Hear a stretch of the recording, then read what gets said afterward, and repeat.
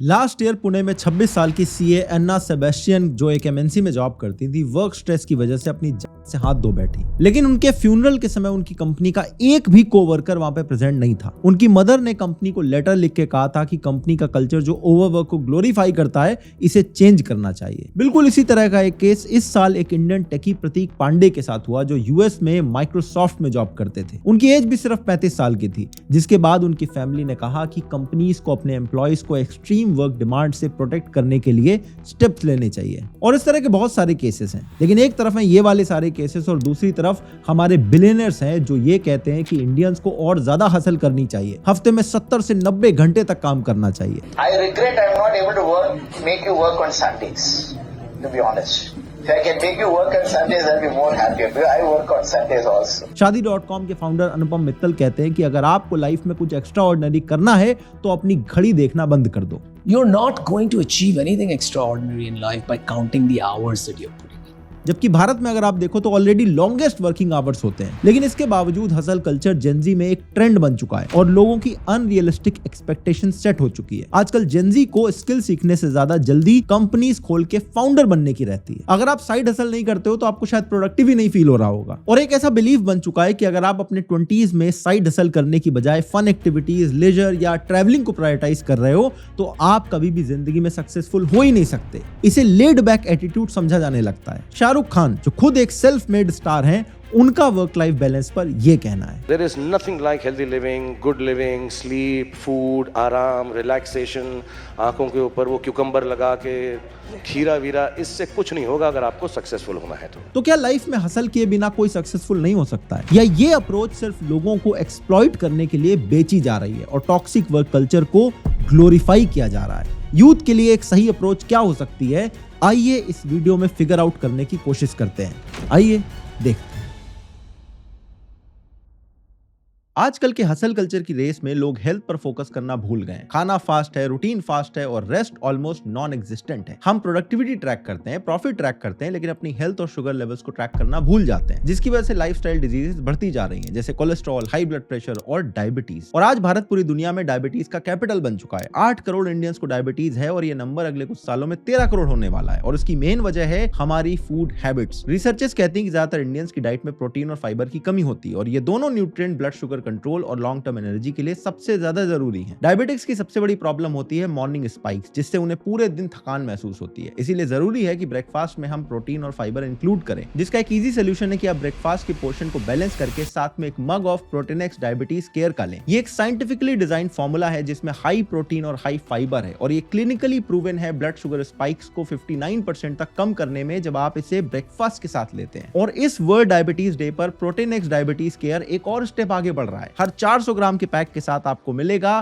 Free बीटो curve glucometer, जिससे आप अपने शुगर लेवल्स कभी भी और कहीं भी ट्रैक कर सकते हो। क्योंकि सिंपल रूल है, you can't manage what you don't measure. तो इस बार अपनी हेल्थ को बैकग्राउंड से फोरग्राउंड में लाओ, प्रोटीन से अपने न्यूट्रिशन को कंप्लीट करो और बीटो के साथ अपना शुगर कंट्रोल स्ट्रॉन्ग रखो। Switch to smart breakfast with Protinex diabetes care, link description में है, check it out. Hustle culture की अपने आप में हिस्ट्री बहुत इंटरेस्टिंग है। हसल वर्ड 17th सेंचुरी में ही ऑक्सफोर्ड डिक्शनरी में ऐड किया गया था। इस टाइम पर इसका मतलब होता था टू शेक और टॉस, लेकिन 1800s आते आते हसल का मतलब बन गया जेब काटना। कोई आपको टक्कर मार के आपके साइड से निकल जाए और बाद में आपको पता चले कि आपकी जेब में बटुआ ही नहीं है, तो इसे हसलिंग कहा जाता था। फिर 1900s में जाके हसलिंग का मतलब बना कोई भी ऐसा काम जिससे आपका फायदा हो। इनिशियली ये वर्ड उन ब्लैक अमेरिकन्स के लिए नेगेटिवली यूज होता था जो डीलिंग करते थे।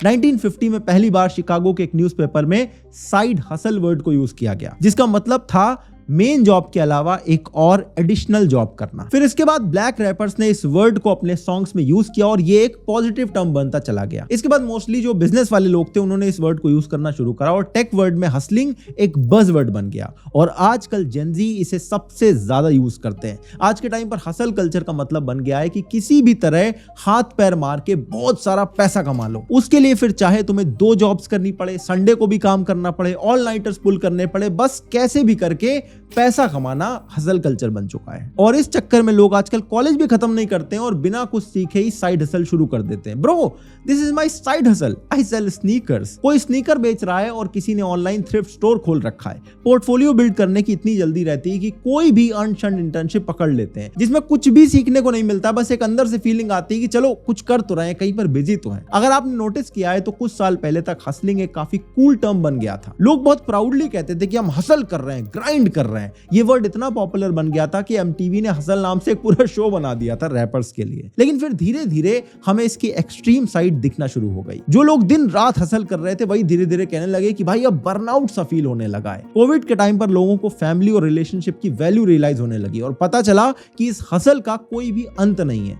लेकिन फिर नारायण मूर्ति की 70 घंटे वाली ये स्टेटमेंट निकली और सोशल मीडिया पे लोगों की फिर से डिबेट शुरू हो गई। नारायण मूर्ति उसी इन्फोसिस के फाउंडर है जिसमें आज भी फ्रेशर्स को 3 लाख पर एनम का पैकेज मिलता है, यानी महीने के सिर्फ 25,000 रुपए। और 25,000 रुपए देके नारायण मूर्ति चाहते हैं कि उनके एम्प्लॉइज दिन में 10-10 घंटे तक काम करें। पहली बात तो भारत में कोई भी जॉब 9 to 5 होती नहीं और मोस्टली जॉब्स 8 घंटे की नहीं होती। ये सिर्फ एक मिथ बना रखा है। ऑन एन एवरेज एक एम्प्लॉय को हर रोज ऑफिस आने जाने के लिए कम से कम 2 घंटे ट्रैवल करना पड़ता है, क्योंकि लोग दूर दूर से ट्रैवल करके ऑफिस पहुंचते हैं। सब लोग ऑफिस के आसपास रहना अफोर्ड नहीं कर सकते और ऑफिस में भी 10-10 घंटे तक लोगों को रेगुलरली रुकवाया जाता है। यानी सो कॉल्ड 9 to 5 जॉब के लिए इंसान घर से सुबह 8 बजे निकलता है और रात को भी घर पहुंचते पहुंचते 8 बज जाते हैं, क्योंकि ऑफिस 5 बजे खत्म कभी भी नहीं होता है। मैनेजर तो ये सोचते हैं कि आप ऑफिस का शटर गिरा के घर निकलो। फिर पीक आवर का ट्रैफिक आ जाता है। यह है दिल्ली मेट्रो के पीक आवर्स का हाल। अब जरा सोच के देखो कि 25,000 की उस नौकरी के लिए इंसान पहले ही कितना स्ट्रगल कर रहा है। इसके अलावा बॉस की चिक चिक और ऑफिस की पॉलिटिक्स अलग से होती है। लेकिन फिर भी ये बिलियनियर फाउंडर्स दिन में 2 पॉडकास्ट करके अपने रूटीन को हेक्टिक समझने लगते हैं। एम्प्लॉयज को कहते हैं कि डोंट बी अ मिनिमम गाय यार, डोंट बी अ मिनिमम गाय। और इसके बाद जॉब करते हुए लोगों को इस तरह की गाली गलौज का सामना करना पड़ता है। लोग इस टॉक्सिक वर्क कल्चर में खुशी खुशी काम करते हैं क्योंकि उन्हें पता है कि वो नहीं करेंगे तो उनके जैसे 1000 लोग बाहर खड़े हैं जो 20,000 में भी नौकरी करने के लिए तैयार हो जाएंगे। इस सब के बाद अगर आपको बोल दिया जाए कि कल से आप 2 घंटे एक्स्ट्रा काम करने लग जाओ तो आप इमेजिन कर सकते हो आपकी सोशल लाइफ क्या रह जाएगी, स्ट्रेस लेवल कितना बढ़ जाएगा और मेंटल हेल्थ की क्या हालत होगी। भारत में ऑलरेडी दुनिया का लॉन्गेस्ट वर्क वीक होता है। ऑन एन एवरेज इंडियंस एक वीक में 56 घंटे काम करते हैं, जो कि पूरे वर्ल्ड में हाईएस्ट है। लेकिन इसके बावजूद भी हम ऐसा कुछ उखाड़ नहीं रहे क्योंकि किसी का ध्यान प्रोडक्टिविटी पे नहीं है, बस इस बात पे कि आज कितने घंटे उनके एम्प्लॉइज ने काम किया है, भले उसका आउटपुट कुछ भी निकला हो। इसीलिए तो हम आज भी मोस्टली कस्टमर सपोर्ट वाले काम कर रहे हैं। इसी गधा मजदूरी वाली मेंटालिटी की वजह से हमारे यहाँ मोटिवेशन नहीं होती है। जो कुछ मेहनत करना भी चाहते हैं वो भी यहाँ के टॉक्सिक वर्क कल्चर को देख के सोचता है कि भाड़ में जाए इनोवेशन, मुझे मेरी सैलरी मिल जाए, मैं बस लॉग इन लॉग आउट करता रहूंगा। जबकि अगर हम भारत के वर्क कल्चर को वेस्टर्न कंट्री से कंपेयर करें तो 8 आवर्स के बाद 1 मिनट भी ज्यादा काम नहीं करना पड़ता है। Let me show you. It's 5:10 and look at my office. Japan, जहां के लोगों को बहुत वर्कोहलिक समझा जाता है, वहां पर भी लोग वीक में 40 आवर्स ही काम करते हैं और हफ्ते के 5 दिन ही काम करना होता है। ये देखो, स्वीडन में भी ऐसा ही वर्क कल्चर बना हुआ है। मैं हूं आशुतोष, एक सॉफ्टवेयर डेवलपर स्वीडन में। यहाँ लोग सुबह 8 बजे ही ऑफिस आ जाते हैं। कुछ ऑफिस में फ्री ब्रेकफास्ट भी मिलता है। मेरे ऑफिस की सबसे इंटरेस्टिंग बात यह है कि यहाँ पे ओपन वर्क स्पेस कल्चर रहता है। कोई फिक्स्ड सीट नहीं होती। समर्स में तो कोई कंपनी में बोनस भी मिलता है, लाइक वर्किंग आवर्स 8 से सीधा 7 हो जाते हैं और काम के बीच में गेम्स भी चलते हैं। 4 या 4:30 बजे तक सब कोई अपने घर के रास्ते पर होते हैं। आपको घर जाने के लिए आपके मैनेजर के जाने का इंतजार करना नहीं पड़ता। इस रील को देखने के बाद लोग कहने लगेंगे कि अगर वहां पर भी एक इंडियन मैनेजर पहुंच जाए तो लोग वहां भी रात भर मजदूरी करना शुरू कर देंगे। इनफैक्ट आप ये नोटिस करना, कई ऐसी एमएनसीज है जिनका जब बाहर का ऑफिस है वहां पर वर्क कल्चर बहुत अच्छा होता है, लेकिन उनके भारत वाले ऑफिस में गधा मजदूरी वाला काम करवाया जाता है। और ये एमएनसीज जिन्हें लोग अपना ड्रीम बना लेते हैं, ये अपने एम्प्लॉयज की कितनी केयर करती हैं, ये अगर देखना है तो गूगल पर एक बार वेल्स फार्गो का केस सर्च करना। एक एम्प्लॉय की उसकी डेस्क पर डेथ हो जाती है और 4 दिन तक लोगों को पता ही नहीं चलता है, उसकी बॉडी वहीं डेस्क पे पड़ी रहती है। ऐसे केसेस आपको भारत में भी मिल जाएंगे। सीए एन्ना सेबेस्टियन का केस आपको मैंने ऑलरेडी बताया, जिनकी फ्यूनरल पर उनकी कंपनी से एक भी बंदा नहीं आया था। हाल ही में एक और केस हुआ जिसमें ओला के एक एम्प्लॉय ने सुसाइड कर लिया था और एक 28 पेज का लेटर छोड़ा था जिसमें मेंटल हैरेसमेंट और सैलरी ना देने के एक्यूजेशन लगाए थे। आप समझ सकते हो कि भारत में एक एवरेज कॉर्पोरेट एम्प्लॉय की लाइफ कितनी स्ट्रेसफुल है। और फिर हम सोचते हैं कि भारत में कॉर्पोरेट में काम करने वाला इंसान इतना स्ट्रेस में क्यों दिखाई देता है। देखो, मैं बिल्कुल नहीं कह रहा हूं कि हमें हसल नहीं करनी चाहिए। मेरे हिसाब से प्रॉब्लम यही है कि इस पूरी डिबेट को एकदम ब्लैक एंड व्हाइट तरीके से देखा जाता है, क्योंकि हसल करना गलत नहीं है। डिपेंड इस बात पे करता है कि आप हसल किसके लिए कर रहे हो। अगर आप एक कंपनी में अपनी मर्जी से ओवर टाइम कर रहे हो, उसके पैसे मिल रहे हैं, तो इसमें कोई प्रॉब्लम नहीं है। या अगर आपको यह पता है कि अगर मैं ओवर टाइम करूंगा और मुझे प्रमोशन मिल जाएगा और आपको वही चाहिए, तो इसमें कोई प्रॉब्लम नहीं है। अगर आप अपनी जॉब के साथ साथ अपना खुद का बिजनेस बिल्ड करना चाह रहे हो या कोई स्किल सीखना चाह रहे हो और उसके लिए आपको ओवर टाइम करना पड़ रहा है तो इसमें भी कोई इशू नहीं है। अपने ड्रीम के लिए तो हार्ड वर्क करना बेहद जरूरी है। इनफैक्ट हर एक यंगस्टर को अपनी 20s में एक्स्ट्रा काम करना चाहिए। लेकिन अगर आपसे कोई ये एक्सपेक्ट करता है कि आप उनके ड्रीम के लिए दिन रात मेहनत करो जिसके लिए आपको ढंग की सैलरी भी ना दी जाए, ओवर टाइम ना मिले, तो वो एक्सप्लॉयटेशन की कैटेगरी में आ जाता है और इसी कल्चर को कॉल आउट करना बेहद जरूरी है। हर कंपनी का फाउंडर बड़ी बड़ी स्पीचेस देता है कि इस क्वार्टर में हमें इतना बिजनेस करना है, इस साल हमें ये टारगेट अचीव करना है। ये मोटिवेशन के लिए तो बहुत अच्छा है, लेकिन जिस एम्प्लॉय को आप 20,000 रुपए महीने के दे रहे हो, आप उससे ये एक्सपेक्ट नहीं कर सकते कि वो मिनिमम वेज वाली सैलरी पे फाउंडर वाली मेहनत करनी शुरू कर दे, क्योंकि ये हसल कल्चर नहीं है, ये सिर्फ गधा मजदूरी है। जब वर्क लाइफ बैलेंस पे डिबेट चला था तो नमिता थापर की एक बहुत अच्छी बात थी। उन्होंने कहा कि मेरी कंपनी $3 बिलियन की है जिसमें 80% मेरी फैमिली का शेयर है, तो मैं और मेरी टॉप लीडरशिप दिन के 20 घंटे भी काम करेगी क्योंकि हमें उसके बदले में पैसा भी बहुत ज्यादा मिल रहा है। लेकिन मेरा अकाउंटेंट जो एक सैलरीड एम्प्लॉय है जिसके पास कंपनी के शेयर भी नहीं है, अगर वो 20 घंटे काम करने लगेगा तो उसकी मेंटल हेल्थ पे सीरियस इंपैक्ट आ जाएगा क्योंकि उसे इस एक्स्ट्रा काम के बदले कुछ नहीं मिलने वाला। Today, my accountant in my finance department, he's making a salary. He doesn't have the upside of putting in that kind of hours. If he's going to put in that kind of hours, my second data point, he's going to have some serious physical and mental health issues with working that kind of hours on a very routine basis, which is what is expected very often. उन्होंने इस interview में एक और बात कही जो मुझे personally बहुत अच्छा पॉइंट लगा। उन्होंने कहा कि अगर आप दिन में 20-20 घंटे काम करना चाहते हो तो शादी मत करो और ना ही बच्चे करने की सोचो, अदरवाइज आपके बच्चों को मिलेगा एक एब्सेंटी पेरेंट जो कोई भी बच्चा नहीं चाहेगा। For God's sake, don't get married and have children, because the next generation is suffering by non-existent parents. So if you're working 70 hours a week and then you're commuting another 30-40 hours a week, and then the rest of the time you have to get a little bit of sleep, what time are you going to give your little baby? Or even a spouse who chooses to be a homemaker to take care of the baby, then just spare them the misery and the mental health issues of having an absentee parent. कितनी सही बात है ये, क्योंकि आप भले ही एक billionaire बन जाओ, लेकिन आप अगर अपनी फैमिली को टाइम नहीं दे पा रहे हो तो इससे अच्छा शादी मत करो।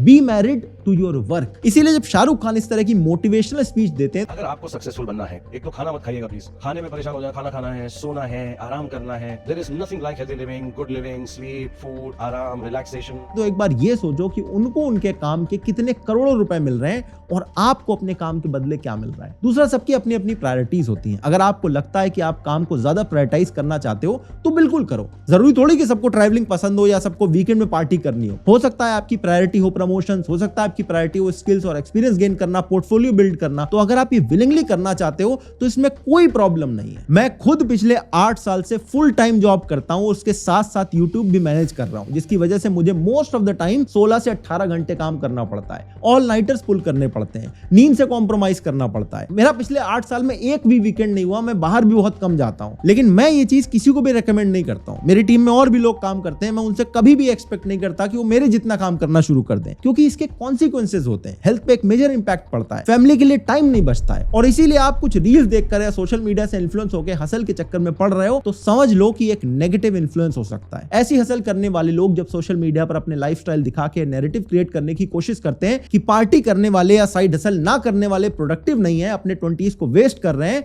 तो ये एक टॉक्सिक कल्चर जरूर बन जाता है। आजकल एक नैरेटिव बेचा जाता है कि 24 तक जॉब हो, 30s तक इतने लाखों की आपकी SIP होनी चाहिए, 35 तक खुद का एक साइड बिजनेस होना चाहिए और 40 तक आपको रिटायरमेंट ले लेना चाहिए। ये कोई रूल नहीं है, टॉक्सिक हसल कल्चर की देन है, जिससे लोगों पर हसल करने का एक अननेसेसरी प्रेशर बिल्ड हो गया है और लोगों को ऐसा फील होता है कि वो अब पीछे रह जा रहे हैं। 25 की उम्र में पहले लोगों के करियर शुरू होते थे, आजकल 25 में जाके लोगों को फोमो होने लगता है, अपने आप को फेलियर समझने लगते हैं। कुछ लोग 20s में इतनी हसल कर लेते हैं कि 30s आते आते बर्नआउट होने लगता है। मेहनत होती ही नहीं है, फिजिकली और मेंटली बॉडी जवाब दे देती है। इसके अलावा मैंने नोटिस किया है कि बहुत सी कंपनीज फ्रेशर्स को बहुत ज्यादा एक्सप्लॉइट करती हैं। भारत के अंदर 90% इंटर्नशिप अनपेड होती हैं, जिसमें बेचारा इंटर्न फुल टाइम एम्प्लॉय से ज्यादा मेहनत कर रहा होता है। कई कंपनीज में फ्रेशर्स को 3-4 महीने की अनपेड इंटर्नशिप पे रखा जाता है, ये कह के कि पहले परफॉर्मेंस देखेंगे और फिर सोचेंगे कि नौकरी देनी है कि नहीं। फिर 3-4 महीने बाद अच्छे से खून चूस लेते हैं और बाद में बोल देते हैं कि सॉरी, आपको तो रिटेन नहीं कर पाएंगे। ये कई सारी कंपनीज का प्रॉपर बिजनेस मॉडल बन गया है पैसा बचाने के लिए। ये सरासर एक्सप्लॉयटेशन है। कई कंपनीज एक्सपेक्ट करते हैं कि आप फ्री में ओवर टाइम करो, रात को सबसे लास्ट में घर जाओ और सुबह सबसे पहले आप ऑफिस में तैयार खड़े हुए दिखाई दो। आप में से जितने लोग फ्रेशर हैं, मेरी आपको बस यही एक एडवाइस है कि चाहे आप 1000 रुपए मांगो, लेकिन कभी किसी को कोई काम फ्री में करके मत देना, क्योंकि उसकी वो कभी भी वैल्यू नहीं करेगा। दिन रात अगर आपको काम करना है तो अपने ड्रीम्स को पूरा करने के लिए, नई स्किल सीखने के लिए लगाओ, लेकिन किसी और के ड्रीम के लिए फ्री में काम कभी मत करना। और कभी अपनी जर्नी को किसी और की जर्नी से कंपेयर भी मत करना। सबके अपने अपने स्ट्रगल होते हैं, अपनी अपनी जर्नी होती है और अलग अलग स्टार्ट होता है। हर इंसान को जो चाहिए वो मंजिल उसको मिल जाती है। ये अगर आपने फिगर आउट कर लिया कि आपको क्या चाहिए, तो आपकी लाइफ 90% तक सॉल्व हो जाएगी। बाकी प्रोटीन एक्स डायबिटीज केयर का लिंक डिस्क्रिप्शन में है, अभी जाओ और ऑर्डर कर लो। अगर ये वाला वीडियो आपको अच्छा लगा तो अगला वीडियो आपको और अच्छा लगेगा। स्क्रीन पे लगा दिया है, क्लिक करो और अभी देख डालो।